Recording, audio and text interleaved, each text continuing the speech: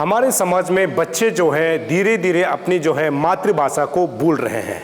मातृभाषा जिसे हम जो है मदर टंग कहते हैं। खासकर जब अरुणाचल की हम लोग बात करते हैं तो अरुणाचल प्रदेश में बहुत सारे जनजाति रहते हैं। उन तमाम जनजाति का अपना कोई लिपि नहीं है, कुछ समाज को छोड़ करके। अगर हम मोम्पा की कहेंगे तो मोम्पा का अपना लिपि है और कुछ उसको जोड़ करके और एक दो ऐसे जनजाति हैं जिनका जो है लिपि है। लेकिन जब हम तानी समाज की बात करेंगे, तानी में आपको कौन कौन आता बता दूं, जिसमें निसी, आदि, अपातानी, गालो, तागिन ये सब आते हैं और कुछ और हैं और ये लोग आते हैं। इनका एक जो है धीरे धीरे क्या हो रहा है कि समाज में जो है धीरे धीरे जो भाषा जो है लुप्त हो रहा है। खासकर उन तमाम बच्चों को जो अभी यंग जनरेशन में जो लोग पढ़ाई कर रहे हैं, ये लोग जो है धीरे धीरे अपनी भाषा को भूल रहे हैं। अगर भाषा तब भूल जाता है जब समाज का जो है कोई लिपि नहीं होता है, उस समाज का कोई पुस्तक नहीं होता है, तो उस समय जो है समाज का जो है बोलचाल जो है, रहन सहन जो है, संस्कृति जो है भूल जाता है। तो ये बहुत जरूरी है कि हर समाज को अगर सभ्य समाज बनना है तो ऐसी पुस्तकें होनी चाहिए। जिस जगह पर अभी मैं मौजूद हूँ ये दुईमुख का जो है नीदर नामलो है और आज रविवार है और आज के दिन ही ये नीदर नामलो को मानने वाले सभी लोग आ करके जो है अपने जो है जो हम लोग बोलते हैं सूर्य देवता को, चंद्रमा को जो है आज यहाँ पर पूजा जाता है, जिसे हम सन एंड मून कहते हैं और इसी को हम निसी भाषा में कहते हैं तो दोनी पोलो कहते हैं और दोनी पोलो का ये नीदर नामलो है। आज यहाँ आ करके लोग पूजा करते हैं, प्रार्थना करते हैं अपने समाज के अच्छे के लिए, राज्य के अच्छे के लिए और पूरे जो है देश के अच्छे के लिए यहाँ पर भलाई के लिए प्रार्थना की जाती है। और आज यहाँ पर एक बहुत अच्छा काम ये हुआ है, मेरे हाथ में दो पुस्तक है, इस पुस्तक का आज यहाँ पर विमोचन किया गया, यानी लॉन्चिंग प्रोग्राम था। मैं आपको पढ़ के, हो सकता है कि हमारे मुंह से भी प्रोनाउंसिएशन में थोड़ा सा कमी आए क्योंकि निसी में भी भूलता जा रहा हूँ। तो मैं उन तमाम दर्शकों को ये बता दूँ कि जो जिस समाज से आता है, आपको सबसे ज़रूरी है कि आपको अपना भाषा का ज्ञान होना चाहिए ताकि आप लोगों को बता सके कि अगर मैं निसी हूँ तो निसी बात को लोगों तक पहुँचाया जा सके। अगर आप तागिन है या फिर गालो है या फिर आपातानी है या फिर आदि है या फिर अलग जनजाति के लोग हैं, अब जरूरी है कि आपको सबसे पहले अपनी मातृभाषा को आना चाहिए ताकि लोग जब आपको पूछेंगे तब अपनी मातृभाषा में आप बात कर सकें। ये आप जैसे कि प्रोनाउंसिएशन में मैंने शुरू में कहा कि थोड़ा सा गलती हो सकता है, लेकिन यहाँ पर इजिंग ललक, इजिंग ललक मतलब ये है कि जो हमारी सूर्य माता है ना, सूर्य माँ का जो है ललक अर्थात रोशनी, इसका आज जिसे आप चित्र में भी देखेंगे आपको सब पता चलेगा, ये जो है सूर्य यहाँ से निकलते हुए नजर आ रहा है। इस पुस्तक को आज यहाँ पर विमोचन किया गया है। इसका मकसद यही है कि हमारे निसी समाज में किस प्रकार का रहन सहन है, खान पान है या फिर हम लोग कहाँ से आए हैं, इस चीज़ को ध्यान में रखते हुए ये पुस्तक लिखा गया है। और ये भी कहा गया है कि आज लॉन्च के समय कि ये पुस्तक जो है आने वाला इस सेशन में जो है हो सकता है कि क्लास 1 के बच्चों को जो है हमारा जो जहाँ पर निसी समाज के मतलब डिस्ट्रिक्ट है उसमें जो है इस पुस्तक को जो है बांट लिया जाएगा ताकि बच्चे जो है शुरू के कक्षा से पढ़ाई कर सके। दूसरा किताब अगर आप देखेंगे ये जो क्लास 1 लिखा हुआ है, यहाँ पर आप देखेंगे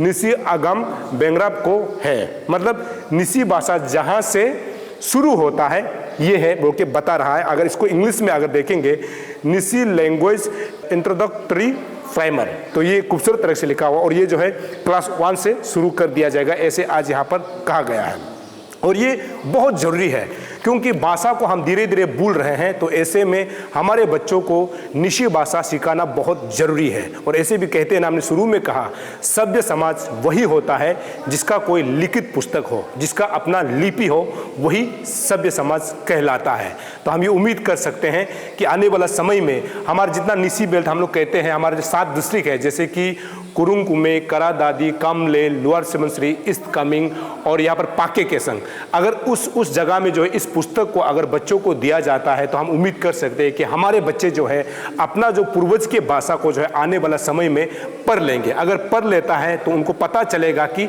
हमारे भाषा या फिर हम कहाँ से निकले हैं उसको पता चलेगा। तो ये कार्यक्रम बहुत खूबसूरत था जिसमें ये किताब को लॉन्च किया गया और मैं उम्मीद कर सकता हूँ निसी केवल नहीं, अरुणाचल के जितने भी जनजाति है उन सभी को ऐसे ही किताब बनाकर अपने बच्चों को यानी आने वाला भविष्य को जो है अपनी भाषा सिखानी चाहिए। क्योंकि अपनी भाषा, अपना भाषा जब तक आपको समझ नहीं आएगा या फिर आप नहीं बोल सकते तो आपने क्या सीखा, ये आने वाला समय में सवाल हो सकता है। लेकिन इस कार्यक्रम के दौरान नेस के प्रेसिडेंट ताना सोरेन आए थे, उन्होंने मीडिया बंधु से बात करते हुए क्या कहा, देखते हैं ये रिपोर्ट। आप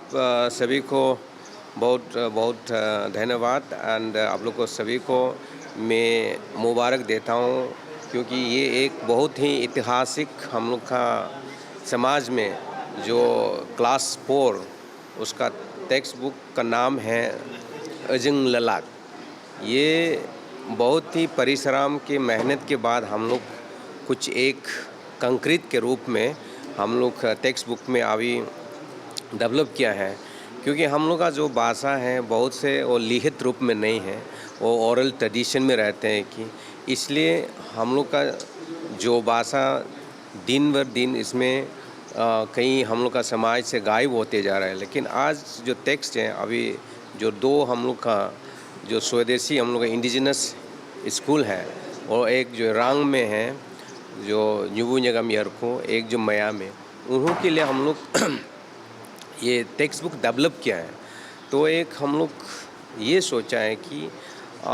जो इंग्लिश हिंदी सब तो वो text book already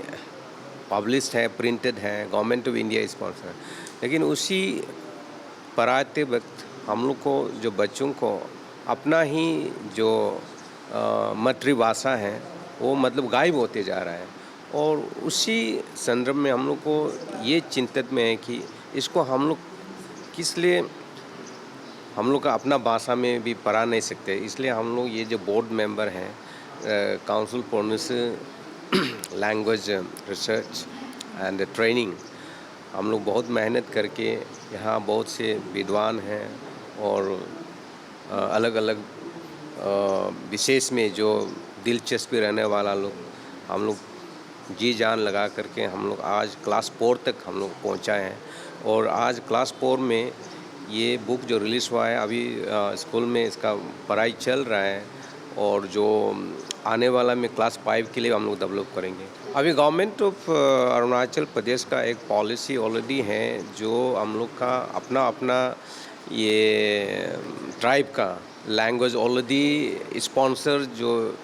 states council for education research and training उन लोगों ने डेवलप किया है। जैसे कि आदि का जगह में गालो का गालो और तागिन का और ये निसे का वो क्लास 6 से लागू है। तो उन्होंने इसी को ही मतलब 3rd लैंग्वेज में रहना है। लेकिन हम लोग ने सोचा है कि वो बिना अल्फ़ाबेट पढ़ते तो स्टूडेंट को तुरंत ऐसे लिखने में तो बहुत दिक्कत पड़ेगा। तो उसी के संदर्भ में हम लोग ने सोचा है कि इससे नहीं होगा, तो हम लोग का गवर्नमेंट में इसमें हम लोग का रिक्वेस्ट ऑलरेडी जारी रह चुका है कि इसको हम लोग का क्लास 1 से शुरू कर दीजिए। तो इसके लिए हम लोग का अभी ने में भाषण में बोला है कि हम लोग का state council for educational research में वर्नाकुलर लैंग्वेज दो मदर टंग के लिए हम लोग को डेवलप करना पड़ेगा। नहीं तो ये जो हम लोग अभी जो क्लास 5-6 में पढ़ाने वाला तो बच्चों के लिए बहुत दिक्कत होगा। तो इसलिए हम लोग ये जो नसे न्यूदो मर्जिंग रालोंग है एजुकेशनल एंड रिसर्च डिवीज़न, हम लोग गवर्नमेंट ऑफ अरुणाचल प्रदेश को एक ऑलरेडी